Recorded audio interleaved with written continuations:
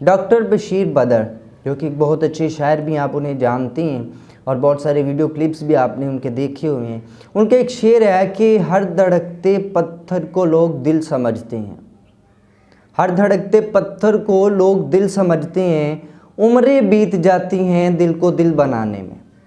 को हर धड़कता पत्थर जो है वो दिल नहीं होता, बल्कि दिल को दिल बनाने के लिए, इसमें एहसास लाने के लिए, इसमें अच्छी चीज़ें, किसी के दर्द को महसूस करने के लिए जो इसकी स्टेजेस होती हैं उनको अडॉप्ट करने के लिए सदियां लग जाती हैं, बड़ी तकलीफ़ से गुज़रना पड़ता है।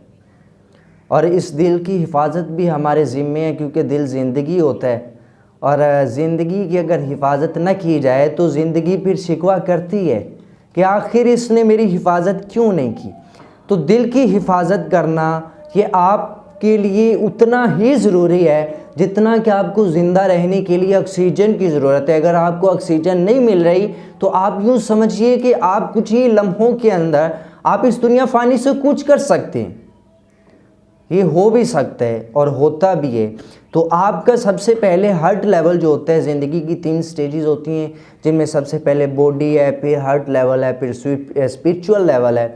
इसमें जो हार्ट लेवल है इसका बुनियादी मकसद दिल की खुशी होती है। अगर आप अपना गांव छोड़ के शहर जा चुके हैं तो आपको वो याद आता है कि गांव के अंदर जब लाइट चली जाती थी, पंखा नहीं था होता, तो ठंडी हवा के लिए दरख्त के नीचे बैठना और दोस्तों के साथ गप्पे मारना वो बड़ा कमाल का था, खुशी होती है दिली।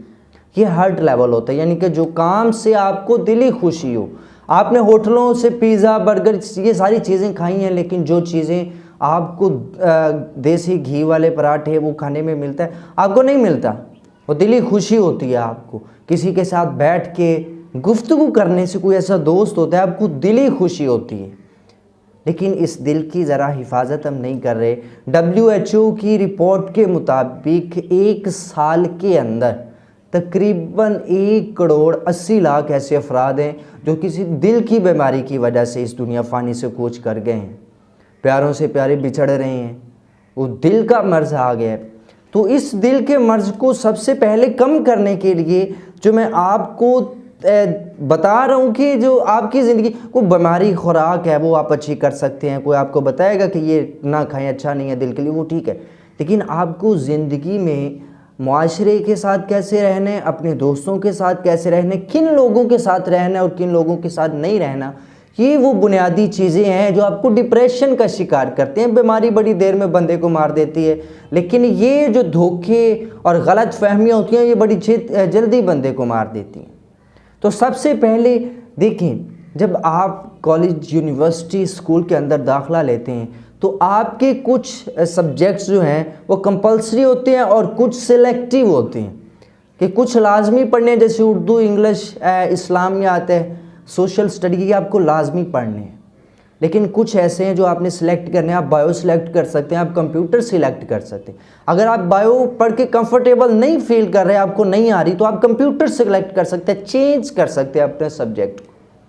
इसी तरह देखिए कि घर का माहौल आपका अच्छा है या नहीं है, चूँकि वो कंपलसरी आप उसके साथ रहना है, तो आपको किसी भी तरह उसे बियर करना पड़ेगा, क्योंकि बियर विद होना पड़ेगा। 2 कॉन्सेप्ट, एक बियर आउट का और एक बियर विद का। अगर आप सेलेक्टिव कुछ सब्जेक्ट आपके पास है और आप उसे बर्दाश्त नहीं कर पा रहे तो आप उसे चेंज कर सकते हैं। लेकिन जो आपकी कंपलसरी सब्जेक्ट हैं, वालिदैन के साथ रहने को ऊंच नीच हो भी जाती है तो बर्दाश्त कर लें, कुछ भी नहीं होता। लेकिन जो सेलेक्टिव है, आपने कुछ दोस्त बनाया, आप उसके साथ कंफर्टेबल फील नहीं कर रहे, आप छोड़ दें।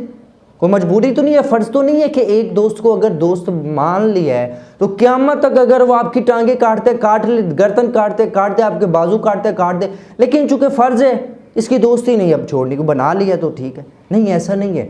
आपका ये सब्जेक्ट सेलेक्टिव है। अगर आपको ये अच्छा नहीं लग रहा, आप इसके साथ कंफर्टेबल नहीं हैं, आपको इससे बेनिफिट्स वो जो दोस्तों से मिलने चाहिए नहीं मिल रहे, तो आप इसे छोड़ सकते हैं।